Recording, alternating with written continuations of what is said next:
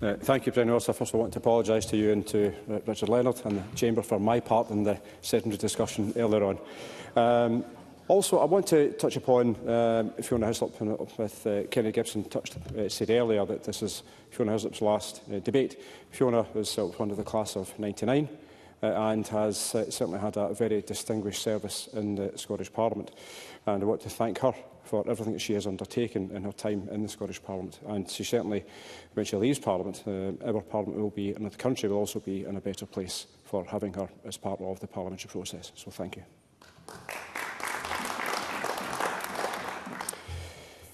I also want to just highlight the fact that my wife works part-time for CalMac, as I usually do when I speak about ferries.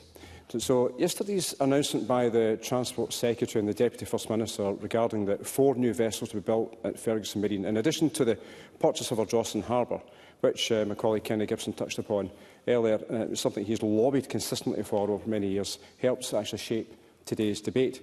And like my Ayrshire colleague, I've been persistent in my lobbying for Ferguson Marine, because it isn't just a constituency issue, it's a personal matter for me also.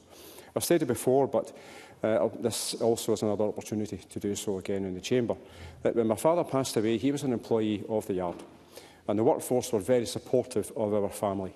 And I've never, ever forgotten that, and I never will. And I know that my family were very grateful to the workforce for their support at that time.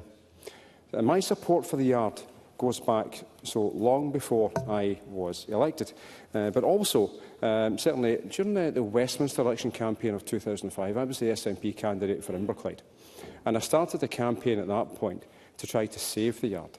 And during the campaign, the then Labour Lib Dem Scottish Executive awarded the Fishery Protection Order to Remontoa in Poland.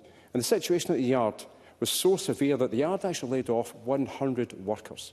And in minutes of a Cabinet meeting on the 1st of June 2005, the then Lib Dem MSP Ross Finney, who was the Environment Minister, he was also the one who signed the contract off to go to Remontoa. The minutes stated, and I quote, the yard had declined to a state that was close to irreversible.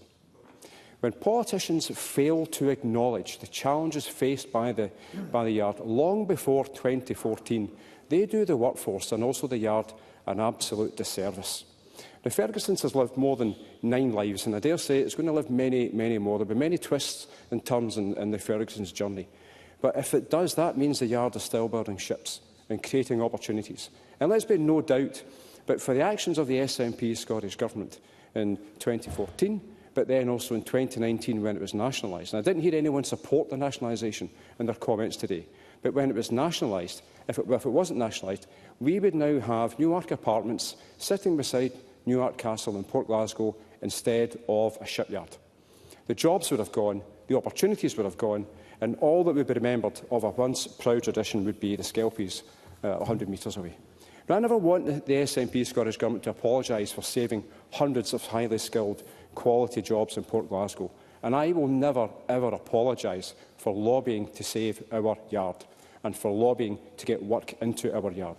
And what many people, including some in the Chamber, forget is that no matter the well-documented issues regarding the Glen Sannox and Glen Rosa, some of which actually are true, I hasten to add, the yard has launched 5 vessels since the Scottish Government took the yard into public ownership. There are many aspects of what's happened at the yard that have been regrettable, to say the least. And I've shared many a frustration with the shop stewards, John McMonigal, who has since retired, Kenny Meakin, who has taken on John's role, and also Alex Logan. And I'm saying also the strength and resolve of Alex Logan is just absolutely immense. His belief in the yard and the workforce has now been rewarded. And I hope that the management actually repay his and also the entire workforce's loyalty and commitment by delivering the yard that we can all be proud of. Now, in closing, Presiding Officer, yesterday's announcement was a categoric show of support that Port Glasgow will still be building ships. And that certainly is something that I am delighted with, something I'm proud that this SNP government are doing. And I also know that the workforce are delighted, their families are delighted. And I really am looking forward to taking that message to the constituency, to the voters in this election in May. Thank you very much.